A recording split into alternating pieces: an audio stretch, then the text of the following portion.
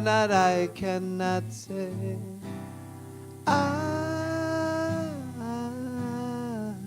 If I listen closely, I will hear.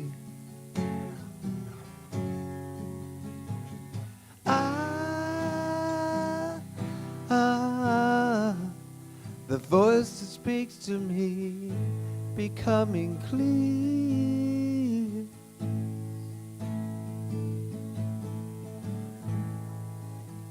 Love is loving. Love is loving. Don't you love him? Don't you know him? Sing his name, he's here.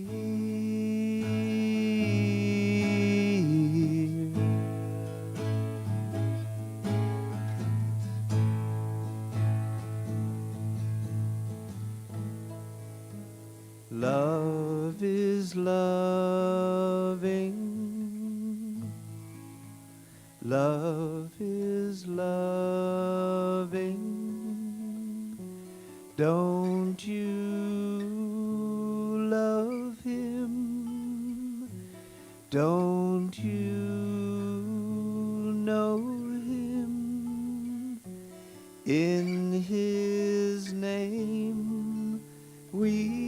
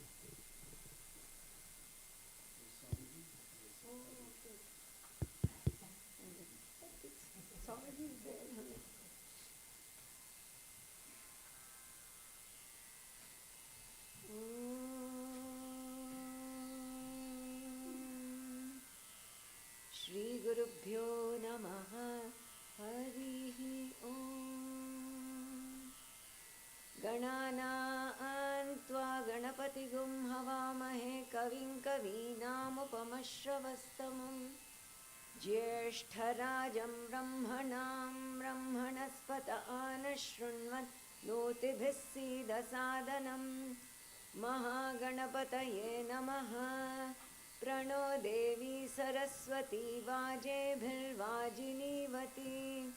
धीनामवित्र्यवतु वाग्देव्यै नमः ॐ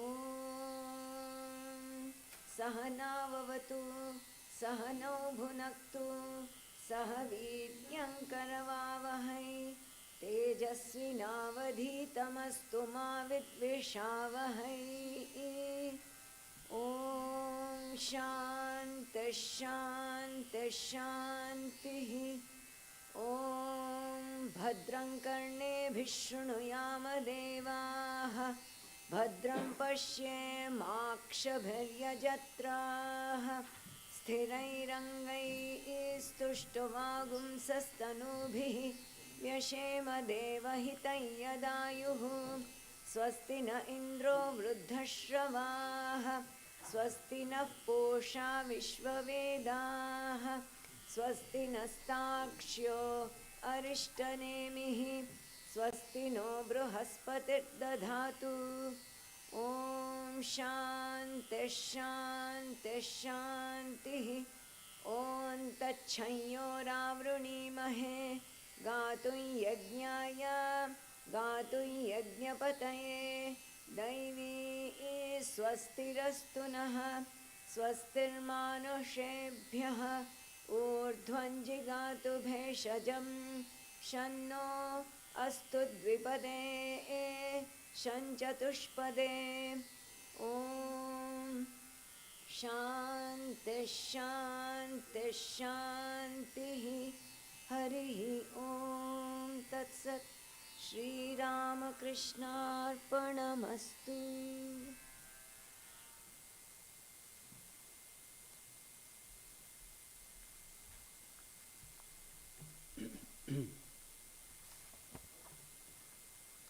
Good morning to you all. As you know, we are having the centenary year of the Vedanta Society of Portland, and this is our 7th session, 3rd day of 7th session, and we are very happy that Swami Prapannanda ji Maharaj has come from Sacramento and to talk about Sri Ramakrishna. We talk about Vedanta, so his topic will be to understand Vedanta through Sri Ramakrishna. So, because the birth anniversary of Sri Ramakrishna is very close, so we thought it is better to talk about Sri Ramakrishna, how he lived his life according to Vedanta, a living Vedanta. Sri Ramakrishna would say sometimes that ekhankar anubhuti Ved Vedanta ke chhadiye geche. That means the realization of this place, that means he's indicating him, has even transcended the Vedas and Vedantas. Is it possible? Yes, possible. Because books are books. Thoughts, whenever it is captured, it is limited. But realization is more than that. So, see, like a simple thing, as Sri Ramakrishna saw, a Bhagavad Pandit was giving discourse. So Sri Ramakrishna went there, it was Vishnughar. Vishnughar means the temple of Vishnu. And there he saw that God and Bhagavat, a divine light came and touched Bhagavatam. And also the Bhakta, the person who was reading. And also him. So Bhagavat, Bhakta, Bhagavan. These three are not three, they are one. Bhagavat, Bhakta, Bhagavan. Bhagavat means scriptures, devotees, and God. These are not three. So all these experiences what Sri Ramakrishna had in his own life, that experience cannot be limited by any words or any literature. So that is why he used to say that. So that's one way of seeing it. So we are very happy that Swami Prapannanda is here, and just it is customary that I should introduce him. So an initiated disciple of Swami Vireshwarananda Maharaj, 10th President, and the disciple of Holy Mother Sri Sharda Devi. And he joined in 1966. After his finishing his academic education at the University of Calcutta and working for some time in an engineering firm. He joined the Ramakrishna order in 1966. And then he received his Brahmacharya Diksha also from his guru, Sri Swami Vireshwarananda Maharaj, who happens to be my guru also, and many others. And then he got the final vows of sannyasa in 1976. And after 1 year I joined, so you can understand how senior he is. So And last Swami, when I got sannyasa, he joined that time. Anyway. So Swami was sent to Rajkot in Gujarat state as soon as he joined, where he passed 20 years of his monastic life as an important member of the society. And he worked in various fields. He served in various fields, including temple services, relief, rehabilitation, publication, book sales, dispensary, and library. In March 1989, Swami Prapannanda ji was sent to America to assist Swami Shraddhanand ji Maharaj of Sacramento. And after his passing away, in July 1996, he was appointed minister and teacher of the Vedanta Society of Sacramento. So since that time, he is in the USA. He came to Portland also and met Swami Asheshanand ji Maharaj. So he has long association with this center and the Swami, the previous Swami, Shanta Rupanand ji Maharaj. And in my time also he came another year. That was for July 4th function. So without taking much time, so I welcome Maharaj and I welcome you also. And this is only beginning, as you know, this 7th session will have a closing session also in October. So that time also we expect him to come. So yeah, it's a long association and it gives us joy when our Swamis come because they are representative of Sri Ramakrishna. So whenever we see him or the Swamis, then we remember Sri Ramakrishna, Holy Mother, their ideals. So before we hand over to him, I have a little ritual to honor him. What is that? As a gift. I did not give the talk yet. You are giving the arrangement. So before I forget. Oh, acha.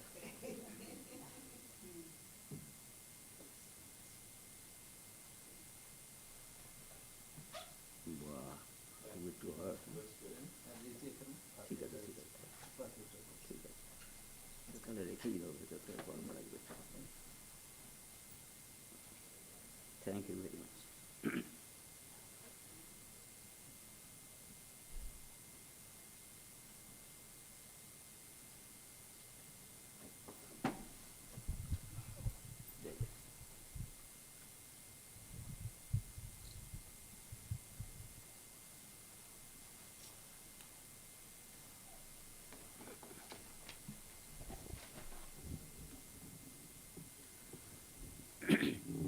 Dear Swami Chandrasekharananda, dear devotees and friends, it is a pleasure to come here in Portland. Portland and Sacramento has very good connection. Some of you might be knowing, but it is worth repeating because I see many new faces are here and also our Swami is there. So the connection is like this, that our Sacramento Center was started by Swami Ashokanandaji Maharaj. And Ashokanandaji Maharaj was the head of the San Francisco Center, and he was a very dynamic Swami, very powerful speaker. So he had a lot of people, devotees, and other admirers used to come to him in San Francisco to listen to him. Then some of the devotees or listeners who used to go to San Francisco suggested to him that we are coming all the way from Sacramento. It takes about 2 hours. Probably at that time it took more hours. So why don't you start a center there? And if you start, we shall bear some expenses of starting or having the property and all those things. And more people will be able to take advantage of your talks. So ultimately Swami agreed. What he used to do at the beginning, that means he used to come, or his assistant Swamis used to come and give talks in Sacramento by rotation.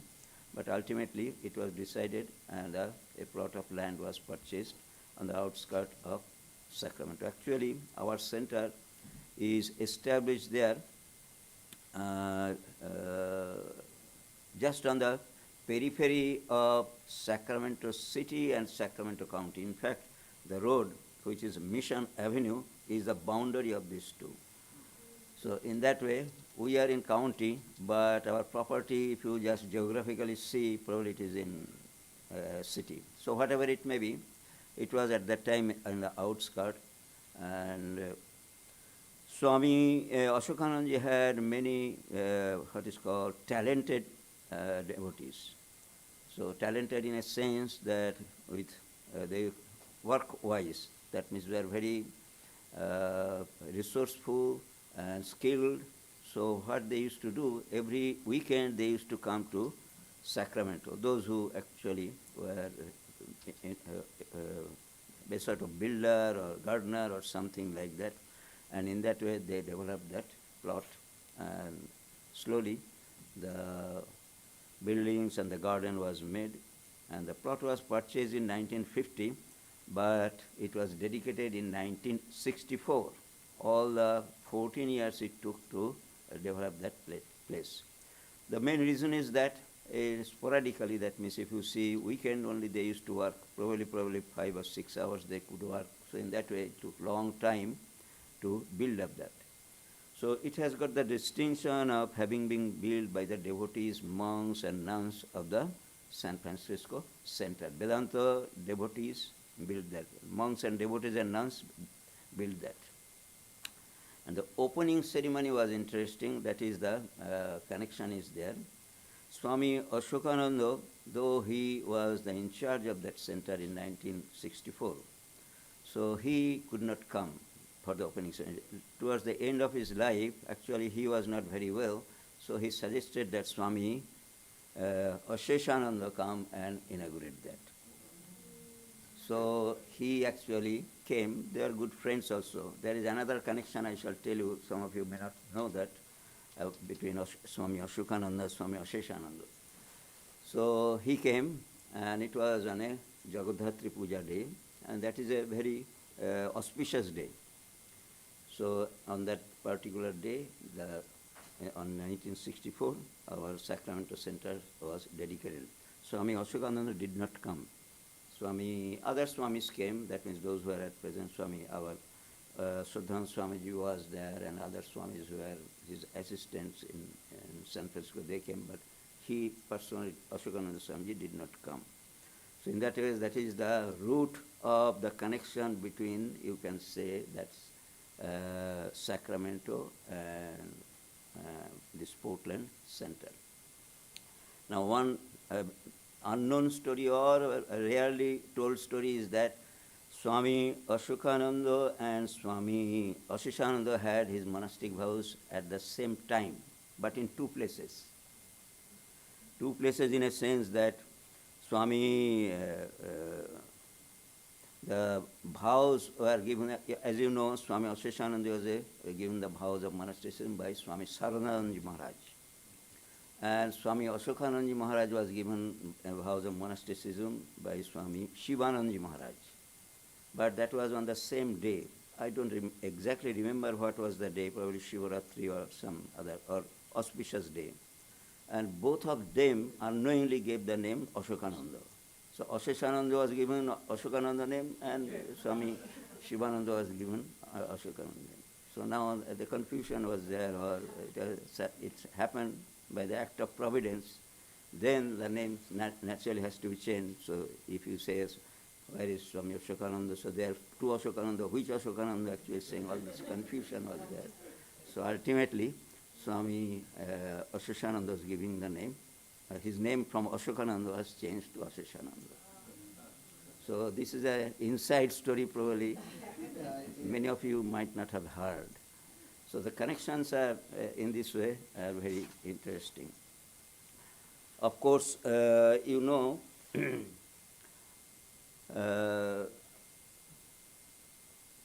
Swami Swadhanji Maharaj was in charge. He came as an assistant to Swami Ashokananji in San Francisco, and he was given the charge of the San Francisco Center.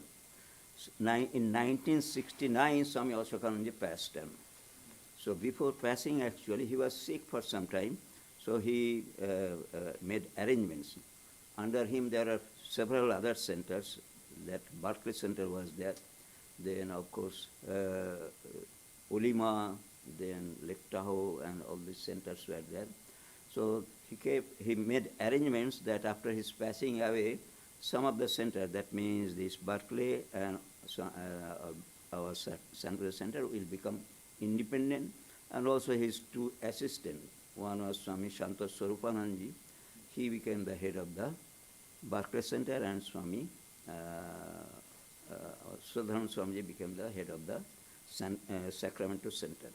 So after Ashokananda's passing away, Swami Santa Swarupananji became the head of the, because he was very senior. He became the, what is called, he came in 1939. 1939. And Swami, our Swami, Swami Sudharanji came in 1950. Yes, 49 he came, but the center was started in 30. I'm sorry, thank you for your correction. 48. Yes, you lived with him for some time, I know. All right. So, in that way, after the passing away of Swami Ashokanandaji, he became in charge of all the centers that was under Swami Ashokanandaji. But because he did not want to stay in this country, he was very sick and he wanted to die in India. So within 1 year, all the legal procedures was completed and he went back. And then Swami Prabhuddhanandaji came in San Francisco, and our Swami Sadhanji became in charge of the our Sacramento Center. So these are the story behind, because we always keep the roots alive. That means actually in monasticism, roots are very important. First thing, actually, if you say, oh, I am a devotee of what is called Belur Math, then they will ask, probably it will be asked that another question will be, well, who is your guru? That is the second question. In that way, we always try to find out. That is our ID, actually. Gurus are IDs of initiated devotees. So in that way, it goes on. You know, in ID, father's name, mother's name, all those stuff is there. But in monasticism, everything goes by what is called this guru's name. And if you say the guru's name, then actually the lineage automatically will flash into the monitor. That means you are from Shankaracharya's thing, and then Ramakrishna, Vivekananda, all those things will come into the, what is called, you will get connected. All right, so today is the subject that our Swami Chandrasekharanji has given, understanding Vedanta through Sri Ramakrishna. When we think of Sri Ramakrishna, first thing that comes to our mind, he was a devotee of Mother Kali. That means he was appointed a priest of the Kali temple at Dakshineswar. And then at first he was not a what is called pujari at the time of dedication, but by some act of providence, his elder brother who was pujari passed on, then he became the priest. And then actually things started, that his spiritual journey started. Of course, from the very young age, he had spiritual bent in his life, but sincerity of spiritual life started after he became the priest of the Dakshineswar Kali temple. So it happened in that way that he used to do puja, Mother Kali in Dakshineswar. It was a statue. All the pictures are there, you know, and some of you might have seen also. And then a peculiar question, that means a crazy question came to his mind that, well, I am doing worship, whether Mother is taking the worship or not. How actually, whether my puja, worship is just a mechanical thing, or it is a real thing, that means something is really happening. So in that way, he became very crazy in our words, but very sincere from the spiritual point of view. And when we read his life, listen from other sources, we find that he became so intense in having the vision. Whether he's alive or whether he's living, or his what I do, whether he's when I pray, when I sing, whether she's listening, and all those things actually became very acute. That people thought that he must have gone crazy. That means it does not happen to anybody. So he is very peculiar, and ultimately because of this intense sincerity, he had the vision of Mother Kali. That is really recorded, and also he himself has said, and also nobody doubts that because of his just saying does not work, but he has to, it must have transformed his life. So that is definitely there we see. So this is the very interesting thing in our present age, that somebody has seen God, what is called realized God. So in that way he is very unique. Later on we see that after he became so intense with spirituality that he thought that, well, I have seen Mother Kali, and Mother Kali can be reached in different ways according to scriptures or other pandits say. So he wanted to practice all those things, and in that way he also found that yes, all the paths that are there enumerated in the scriptures, they actually lead to the same goal. The reason behind this is that probably after realization of God, that is, his mind was really ready for any spiritual, what is called realization. So apply the mind in different, what is called portals, you could say in today's language, and you get the result. So in that way it became very easy for him to realize God through different paths. And after doing that also, there are occasions when different paths in Hinduism, you know, it is a multifarious, what is called religious, what is called religion. So naturally there are different paths. So he had the opportunity of realizing the highest through different paths also. For maybe Lord Krishna, then Rama, and Shiva, and all those things he had. After that, actually another step forward is that he wanted to realize God through other religions also. That means Christianity, Hinduism, then Islam. And in that way also he was successful. And this is very important. You can understand if somebody, just like an experiment. In science, you know, if you say, if some scientists say that this is happening, I have tested in laboratory. So it will be accepted if other scientists actually do the experiment and find the same result. So in the same way, actually it verifies the, what is called the scientific truths that we actually abide by. And it works. In case of Sri Ramakrishna, actually it is spiritual field. That means just, you can imagine, he did experiments with the different paths of religion, and he was successful. And in that way, actually, he could say that these all paths are really true. And there is, those who are following a path, actually they will reach the goal. And during this time, we have this Advaita philosophy, which is the base of all religion in Hinduism, because it is the most ancient spiritual knowledge or spiritual practices that has been done, and it has been recorded. Most of these things are in the form of what is called Vedas and Upanishads especially. Vedas actually, as you know, we don't practice the whole of the Vedas nowadays, but some sects are there, they do, but that is not what is called very important or practicable in this age, Karma Kanda as it is called.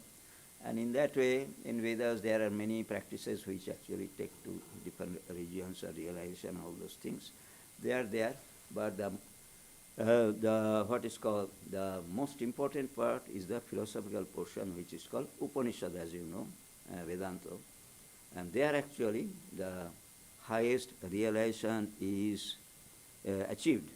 So by practice of control of the mind, that is a part of the discipline, and in that way actually one can realize. That means there are procedures that has been said, and step by step they can take to the highest station.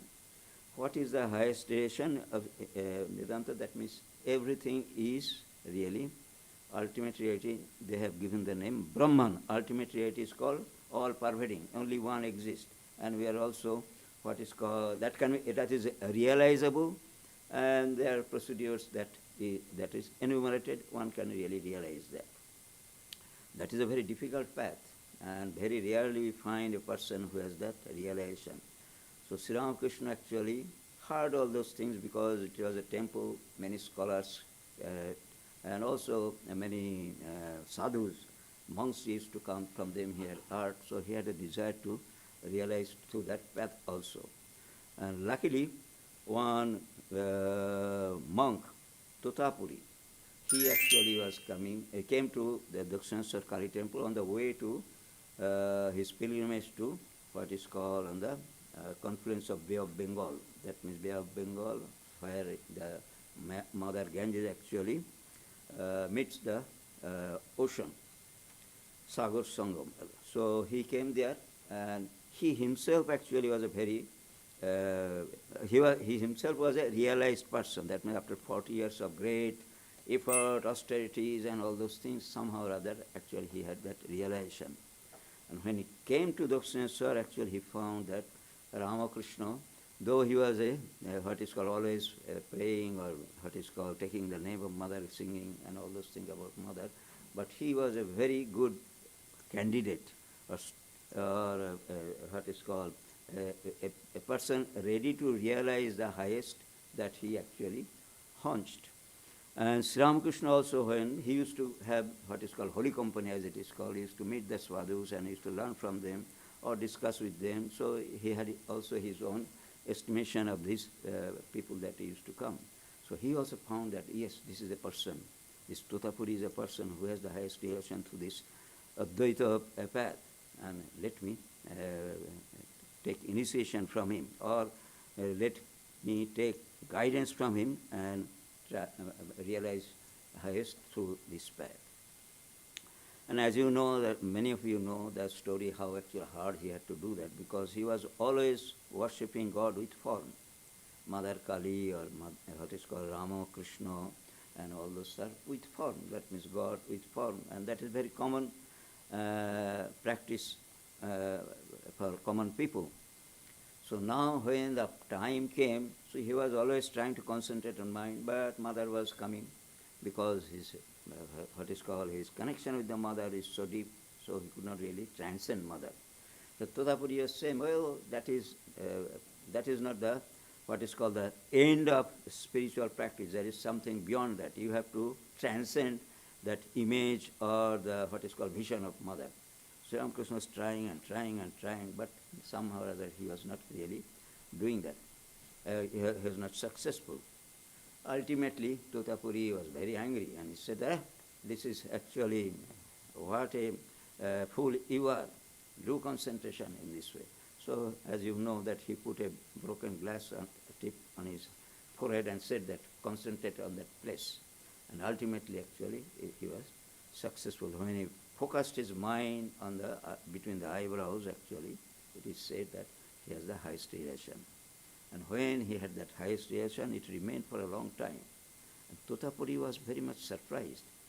He said that after 40 years, somehow or other, I had the realization of the highest. And this fellow, Ramakrishna, a worshipper of Mother Kali, and just within 3 days, that means when he gave the final instruction, actually, he had the highest realization. And not only that, we see that for about 6 months, actually, he was actually having that experience. I mean, he forgot Mother, that is other practices and all those things. Somehow his body was actually kept alive by somebody fed. Just like, we have this, what is called, support system for keeping the body alive for patients and all those things. So in that way, somebody actually used to feed or drink or take him to the... So Sri Ramakrishna was almost oblivious of what he was doing, because his mind was in that plane for such a long time. So that is the Advaitic realization that Sri Ramakrishna had. And later on we see that often, later on actually we see that when Sri Ramakrishna started preaching means that means he did not want to preach, he wanted to spend his life and give his life in that way. But again, because the wealth of spirituality that he had gained, that was unique. That means unique in a sense, that means the history of spiritual literature or spiritual, what is called,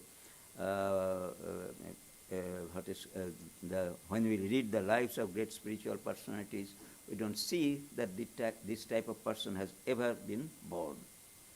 Practicing religion in different ways. There is a little bit, what is called, a little deviation. Holy Mother actually said that Sri Ramakrishna of his own did not want to try all these paths, whether this take them to the same goal. They came to him, and he was just like curious boy. Let me try. It has come. Let me try. So in that way, actually, he had the opportunity of practicing these paths. It is not that to prove that all paths lead to the same goal that he practices. It is not really. He did not practice in that way.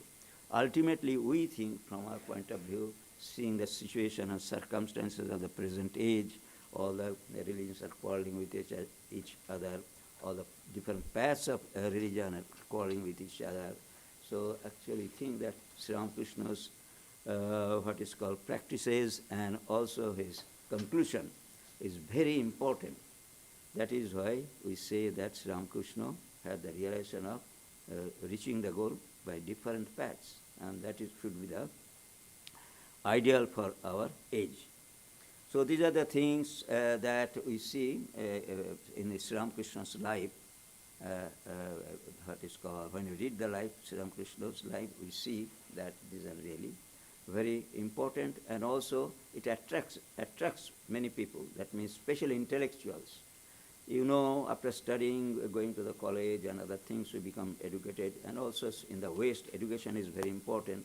And also in the name of religion, many things actually are being practiced, which actually other people, that means people of what is called logical, those who are interested in logic, tries to find out whether these are true. They actually cannot accept those things. Belief actually is good for a spiritual practitioner who has devotion.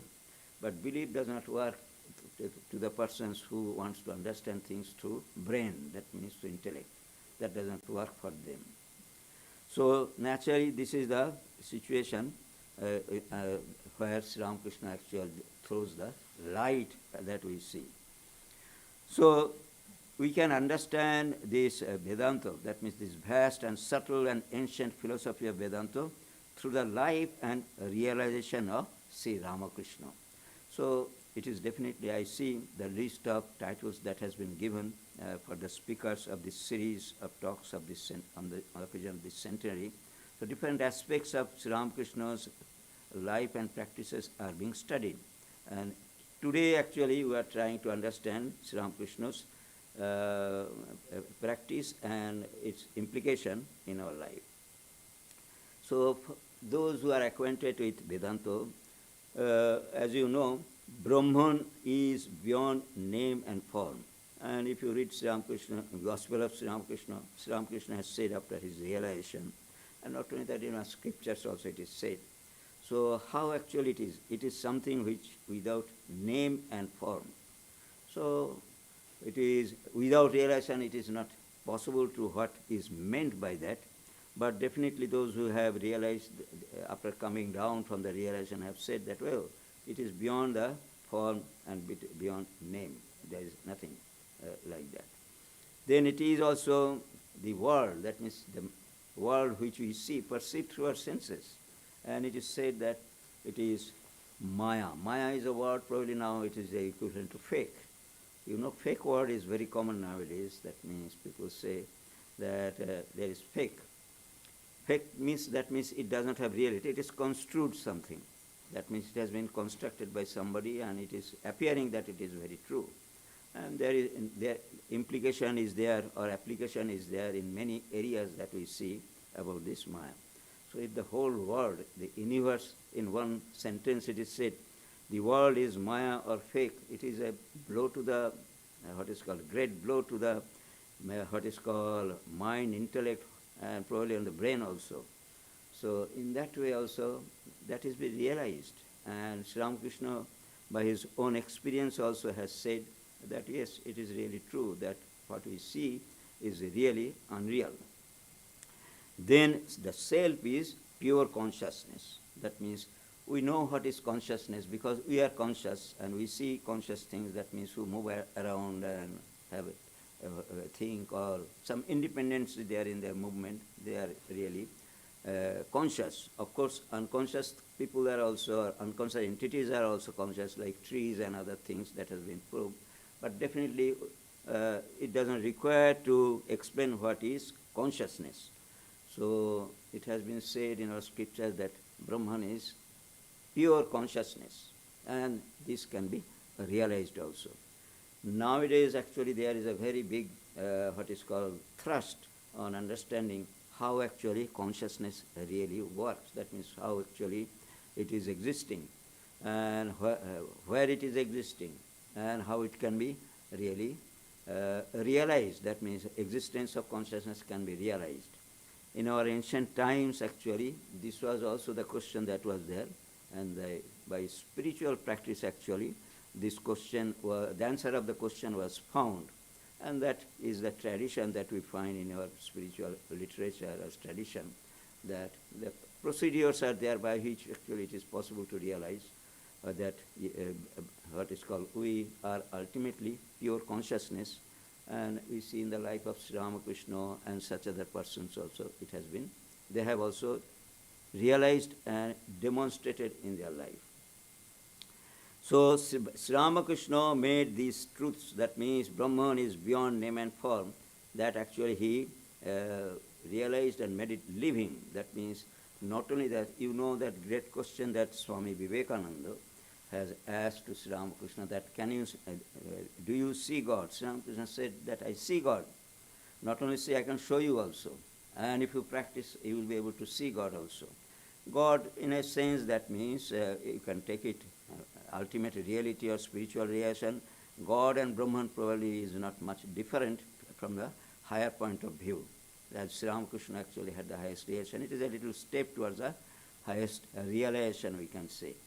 So the point is that he had the authority and also the courage. Courage means strength and courage and conviction, and because it was what is called, he has captured, you can see, Brahman in his own, within his grip.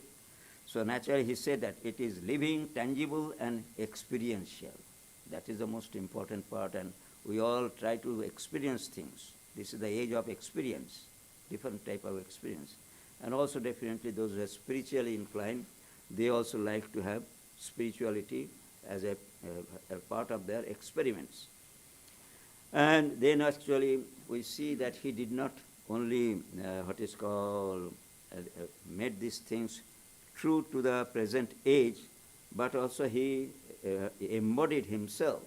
That means his life, those who had lived his life, watched him, and also and ultimately many intellectuals were there who has recorded also what they saw and what he said and what was his behavior, and all those things are very well recorded. Unfortunately, at that time, video and all those things were not there, so there is no record as such. But what best was available at that time, that means record by the trustworthy people, and also they were what is called, what they had recorded, they are also a sort of verified by other people who did not record but seen or heard Sri Ramakrishna.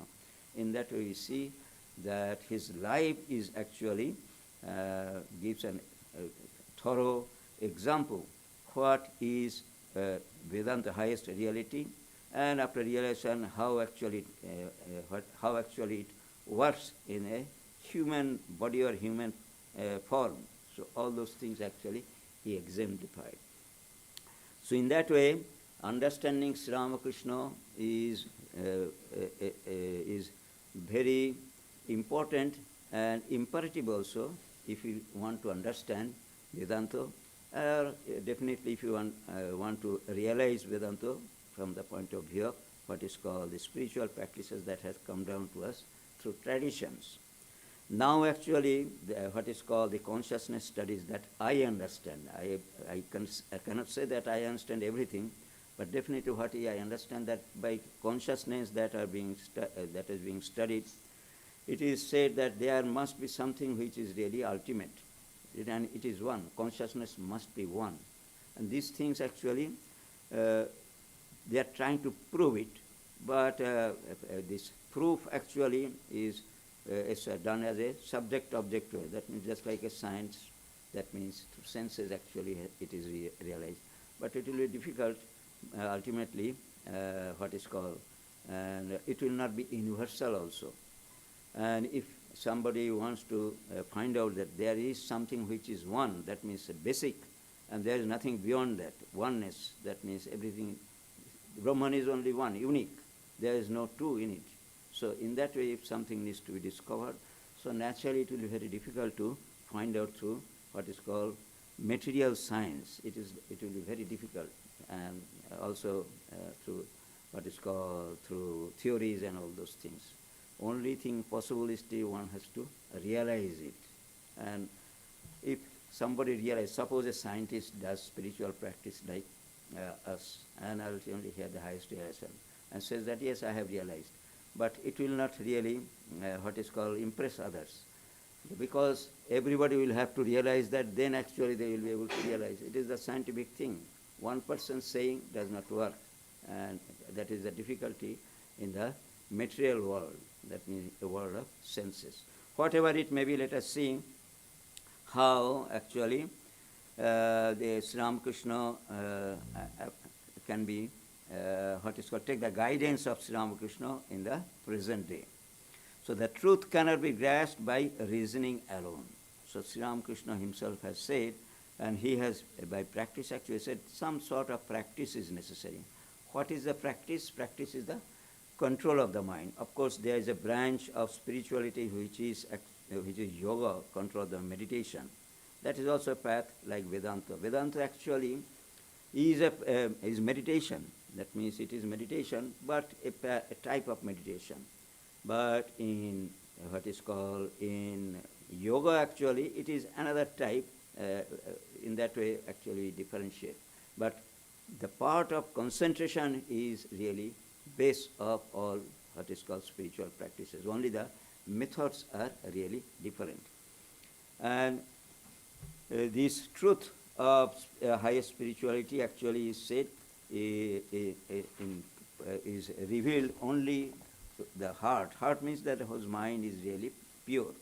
Again, if you call it pure, it is a pure means they're highly concentrated. That means ultimate concentration brings the realization.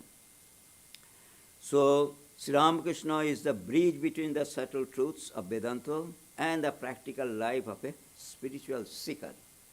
These two actually we find in the life of Sri Ramakrishna. He started and ended, and after ending, of course, he preached. So naturally, the whole thing actually is what is called reflected in the life of Sri Ramakrishna. So in that way, he is unique. So now another aspect is there beyond this or the super uniqueness, if you call it, is that he realized the Nirvikalpa Samadhi, the highest Advaitic experience. And not only that, actually he grasped it in such a way that he used to have that experience almost every day. And not only the every day, probably in a day many times. So he grasped it in such a, what is called, serious way or intense way, it was practical.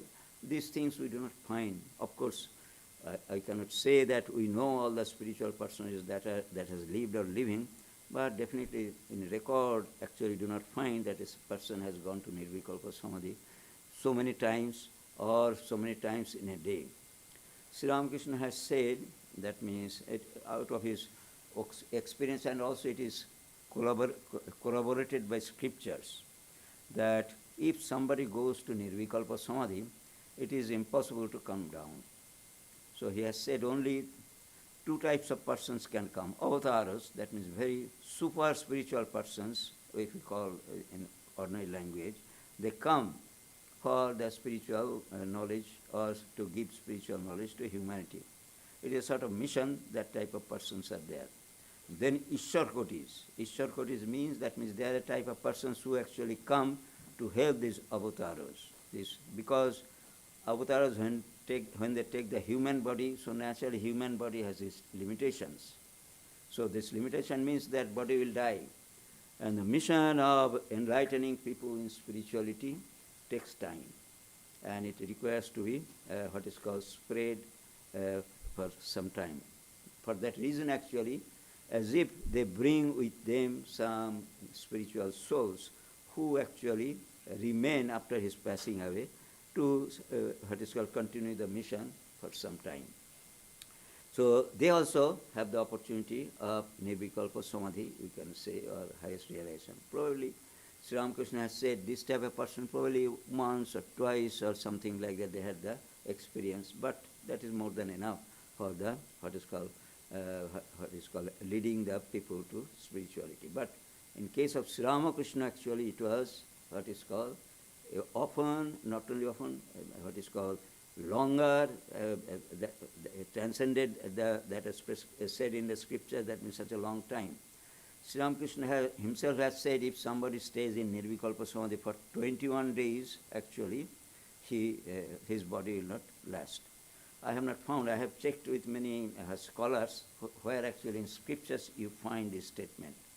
Nobody has been able to tell that in Bhagavatam or any Tantra or any Upanishad it is there. We do not find, but he must have heard from somebody that the body remains for 21 days. But he himself has said other persons means the ordinary persons, that if by some good luck or something like that had that type of experience, Nirvikalpa Samadhi, it is end of the life.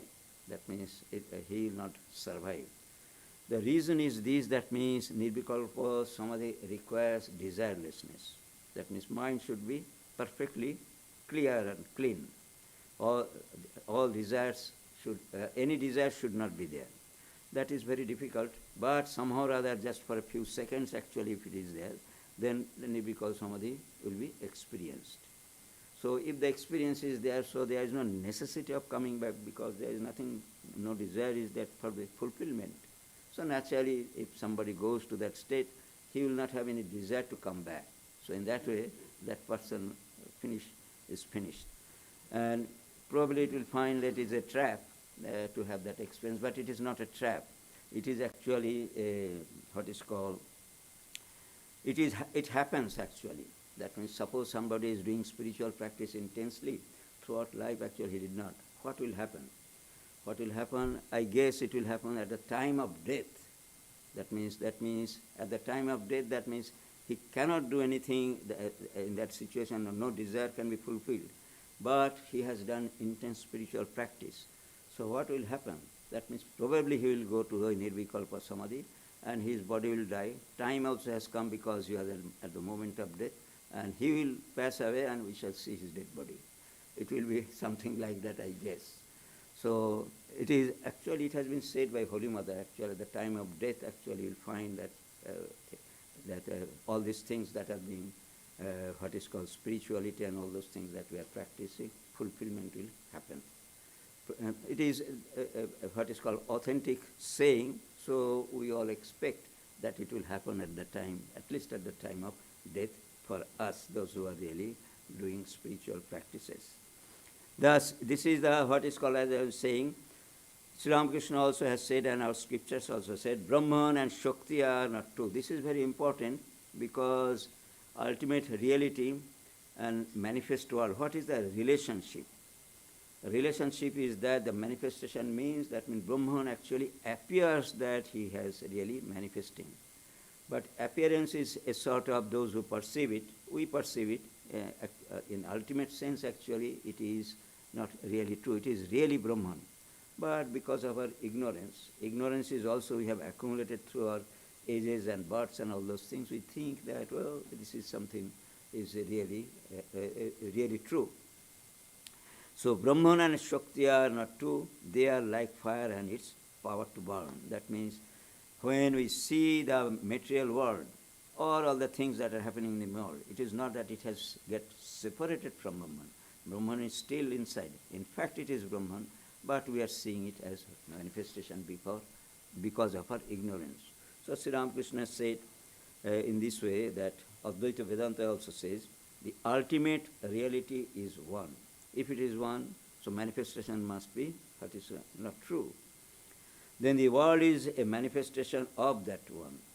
So our seeing of the manifestation, behind that actually it is definitely one, as I am saying, that once the ignorance goes away, we shall be able to discover it.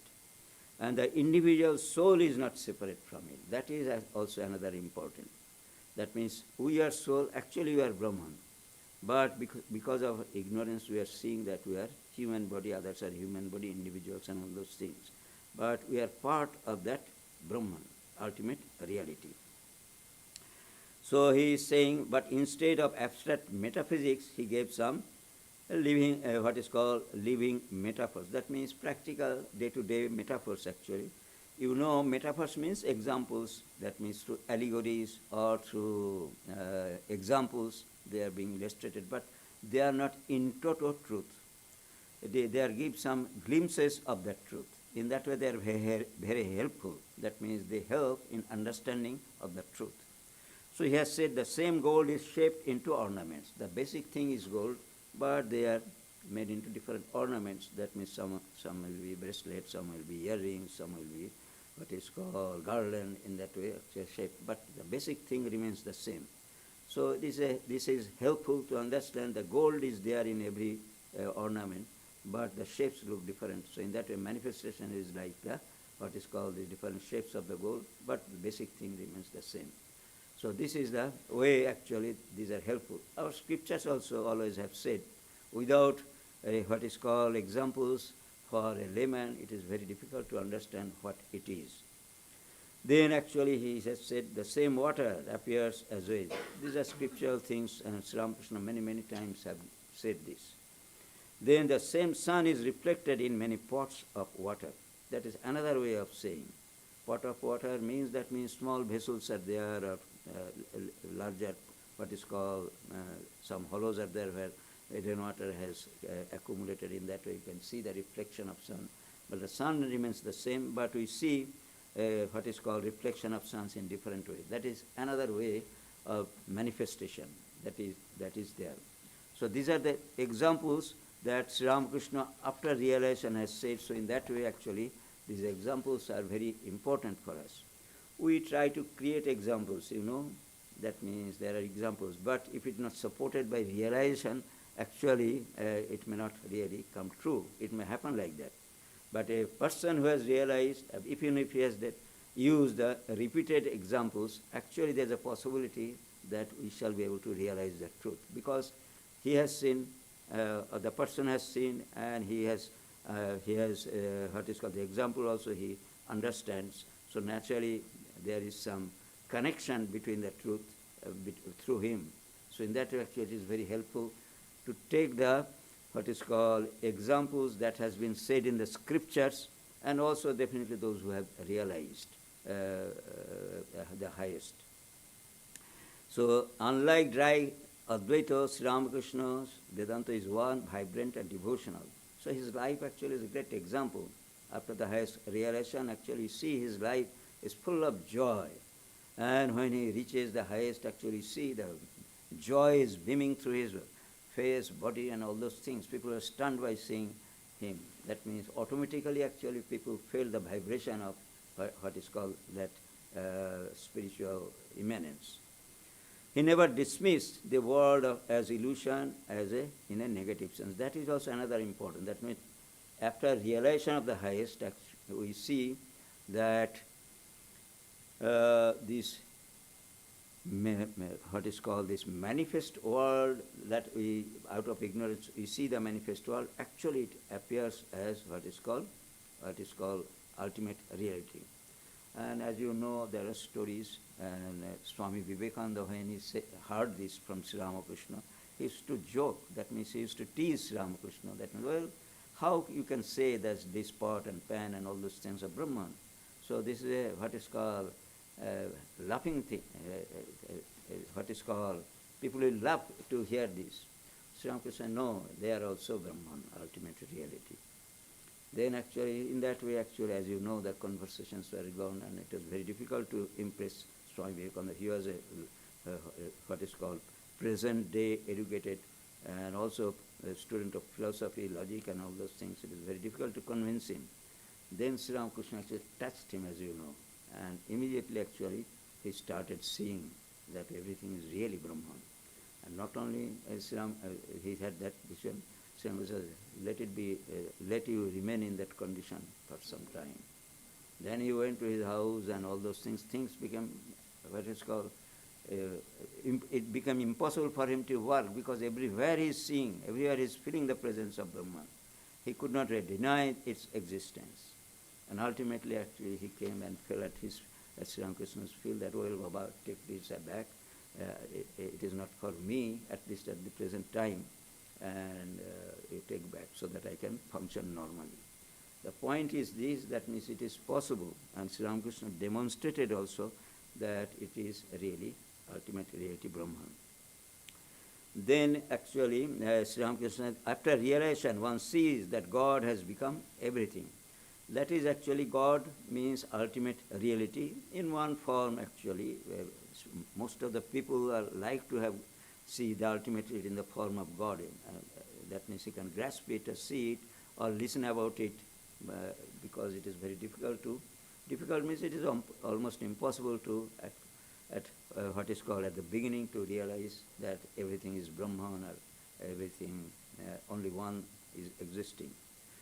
So this actually Sri Ramakrishna actually demonstrated and gave that experience to others also. In case of what is called Swami Vivekananda, he is a very good example because Sri Ramakrishna was a very great candidate, and definitely Sri Ramakrishna chose him also to preach what he wanted to preach for ordinary people because he did not live long. So Sri Ramakrishna actually, after his realization, we see that when Sri Ramakrishna was dying, at the time of death, actually, Swami Vivekananda, what is called, he understood that Sri Ramakrishna is passing away, and at this moment, actually, this great source we are going to lose.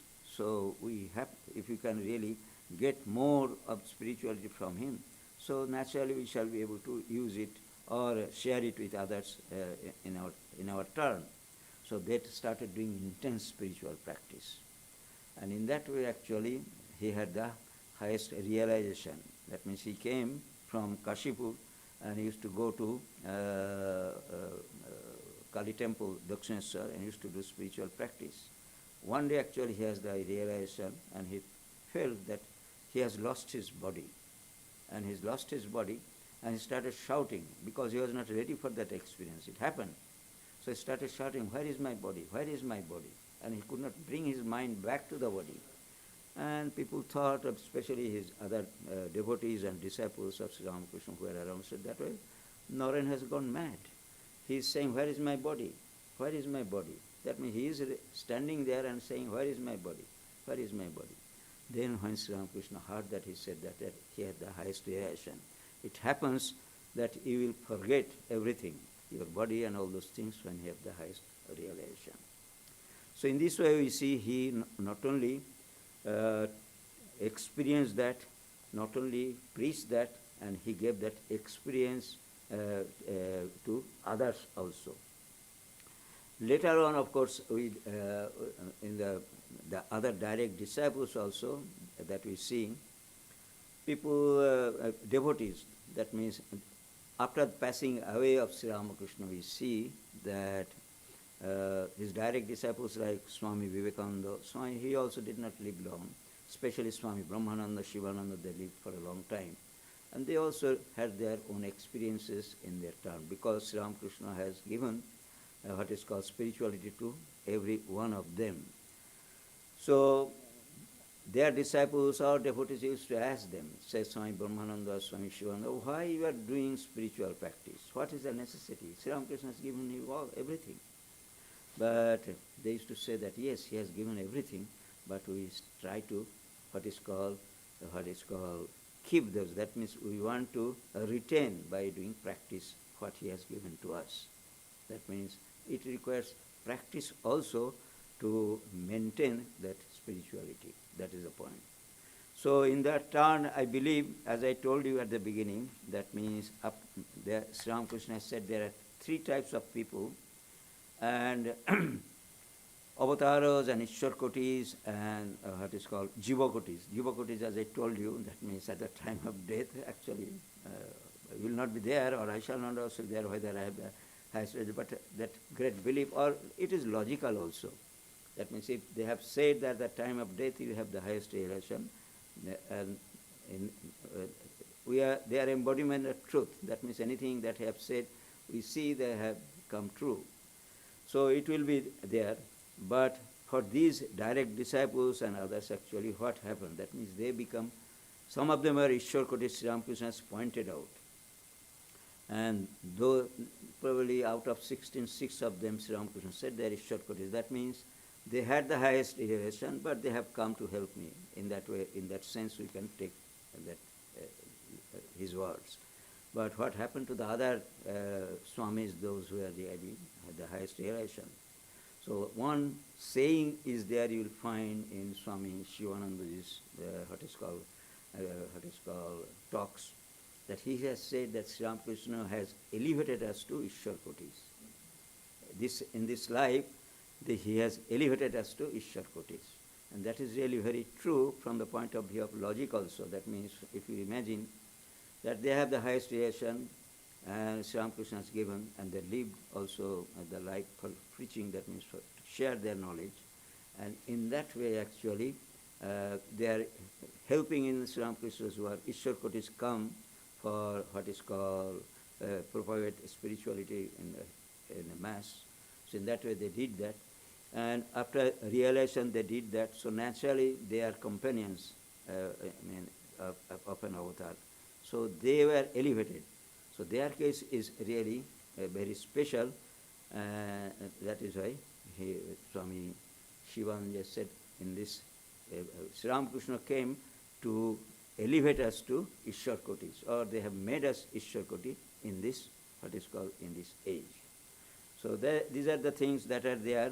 These are the different manifestations of Vedanta we see play in Sri Ramakrishna's life. We generally are always devotees, but if you look from the angle of Vedanta also, we'll find there is a wealth of knowledge and many what is called examples in the life of Sri Ramakrishna, and that is also, especially it will be slowly I believe, it is my belief, that means people will be more attracted to this Advaitism, because this is an age of intellectualism. Devotion and all those things people do not do. It is their personal things, devotion. But intellectualism is such that if you realize something, actually, other people will have the opportunity of what is called following you in that logical sense, or whatever you can call it. So in that way, this Advaita Vedanta will definitely, as we see in this country also, intellectuals are more attracted to Advaitism.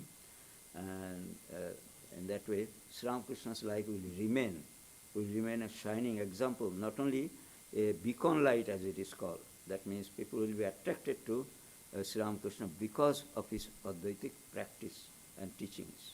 That is quite evident, at least to me it appears like that.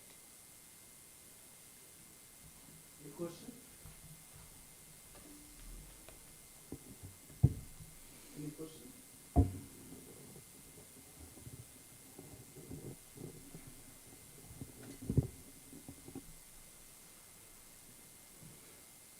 No questions? Okay. Oh, yes, go ahead. Just how you finished off with saying, Oh, okay, yes. just how you finished off by saying that you felt intellectualism Uh-huh. is the kind of current Trend, trend. yes. And just recently, when I hear readings from the gospel, in this past week, it seems like Sri Ramakrishna says the path of devotion is the easiest and it's like the path to the Kali Yuga. Hmm. And what would you have to say about these two statements? Yes, actually Sri Ramakrishna has said, I say in this way that though Sri Ramakrishna has said that when Swami Vivekananda came into this country, he hardly took the name of Sri Ramakrishna, and he hardly took the name of different deities in this country. He gave only one lecture, a series of lectures on Krishna. Of course, he has quoted from Bhagavad Gita in many places, but the context is actually from the point of view of what is called intellectualism. People can understand by reason, and psychology is developing. Psychology means it is a part of yoga, you can say, control of the mind, or exploration of the mind, if you call it. Different aspects are there. So as things progress in these sciences, that means psychology and what is called this meditation and all those things, it is definitely, we can say, it is more or less in the, it is not devotional or less devotional than intellect. You can say control of the mind is definitely there. Mind can be controlled through devotion also, but definitely meditation that is being practiced nowadays, all yoga centers, a little bit meditation has entered. That means you can see.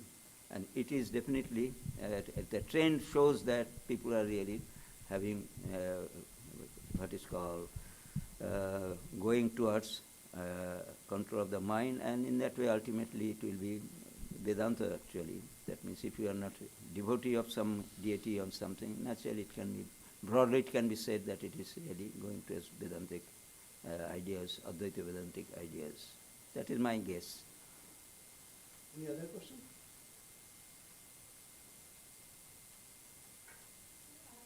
Yes, sir.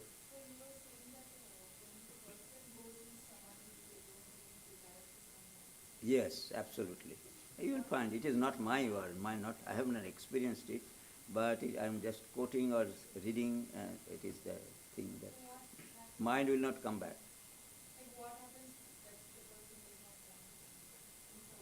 Because there is no desire. Why you are living? Living because we have desire to fulfill. And the desires are such that this body can fulfill those desires. In that way we have taken this body. Individuals are there, that means different types of desire, they are fulfilling the desires. Without desire, there will be no body. So you have to understand that. That means the relationship between our, what is called being born and desire is completely interconnected. If you become desireless, there is no necessity of the body. There is nothing to fulfill. So there will be no body. So naturally, consciousness or soul that is there, it will not require anybody, so it will go back to its original position. It will remain in that original. It will not go back, it will remain in its original. Now it is manifesting through the body to fulfill the desires. So in that way you have to, when it is fulfilled, then it is done. For that soul actually it is a fulfillment, and for us the body will be death. So Maharaj, we are very grateful to you, Maharaj, for coming and giving such a It is a pleasure. a wonderful talk. So let me give 2-3 examples. Let me start. Okay, what happens when water, see like Columbia River, merges in the ocean? It doesn't disappear. It merges in the bigger entity. Okay, what happens when one merges, say like this building is broken. Akasha, it merges with Akasha. So it's not that everything disappears. You are so pure that there is no separate entity. But you are there in your bigger sense. You become the ocean, not little drop of water. So that's, it's merging in the self. This is the example of Sri Ramakrishna and Swami Vivekananda. See, emotion we know, or devotion we know right from the beginning. Everybody feels for. So that's the easiest, no doubt about it. As Sri Ramakrishna said, no doubt about it.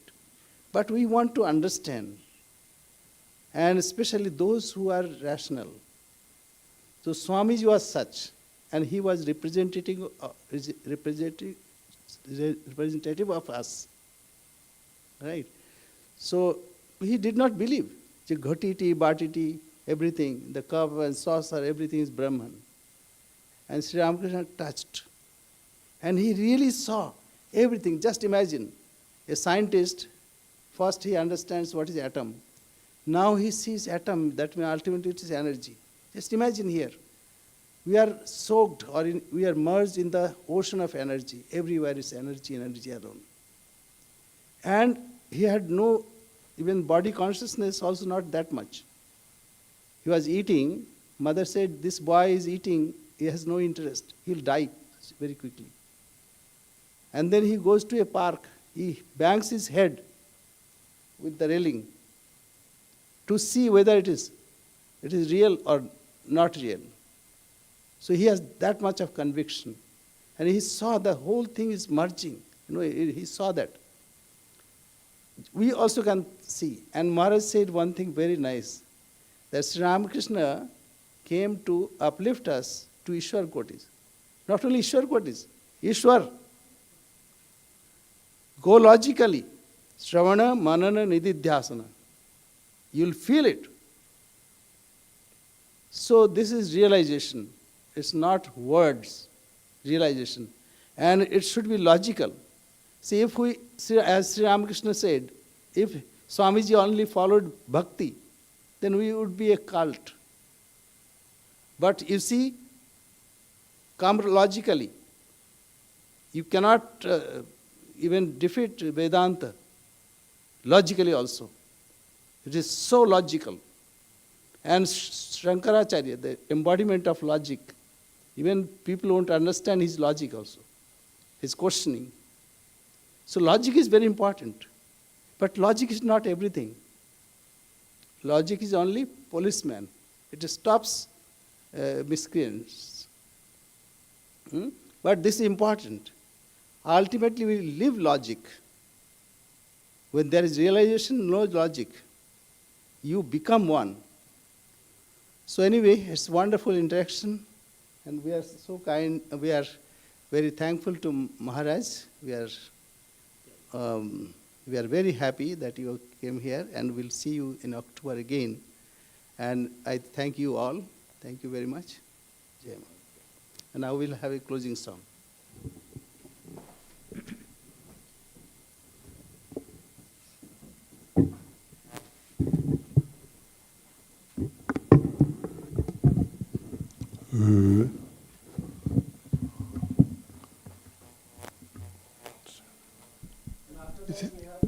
Can we get that up?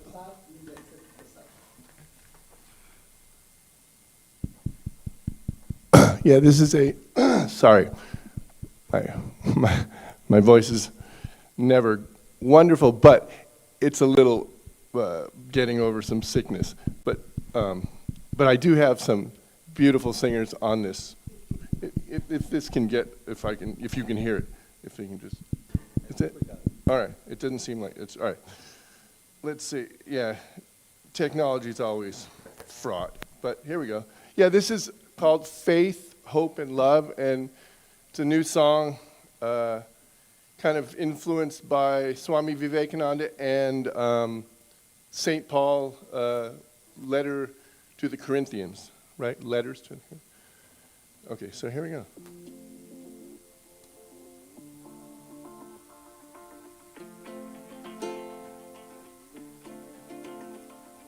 Faith, hope, and love are all we've got to hold on to, so hold on.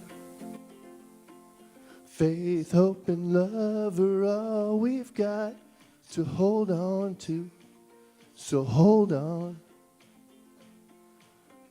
World's on fire, there's no denying. Every news story's got us crying.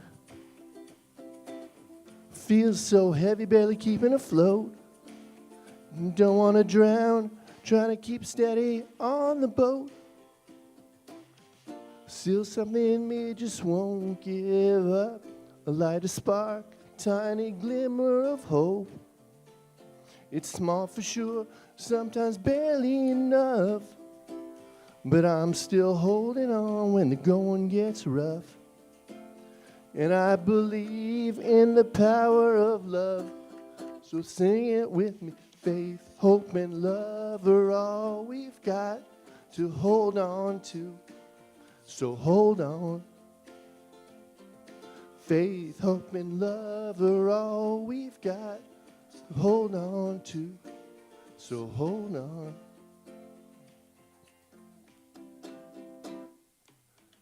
Love is patient, love is kind. Brothers and sisters, we're all divine. I live in my dreams when I was a child. Now that I'm grown, I'm no longer blind.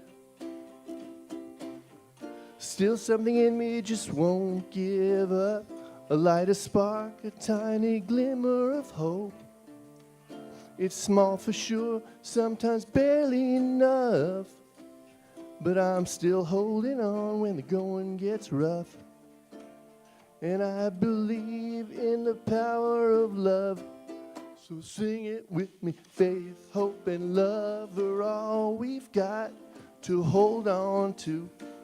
So hold on. Faith, hope, and love are all we've got to hold on to. So hold on. Hold on, hold on. Keep holding on.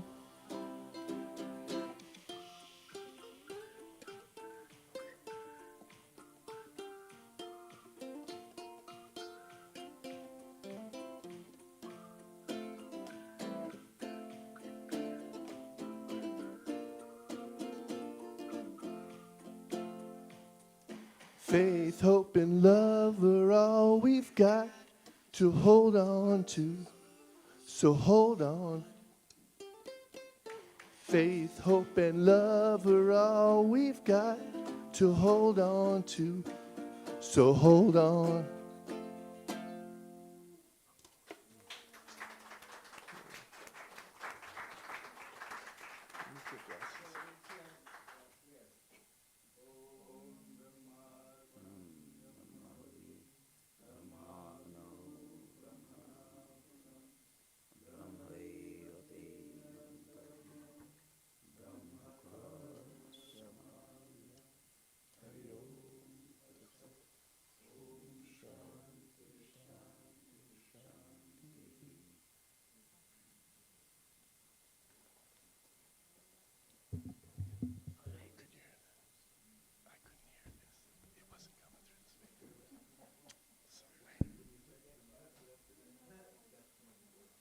I know it because he cut this out. This never works. It's such a... Yeah. Oh. Yeah, because I love having stuff there, but it never works. Cool. Yeah. Thanks. Yeah.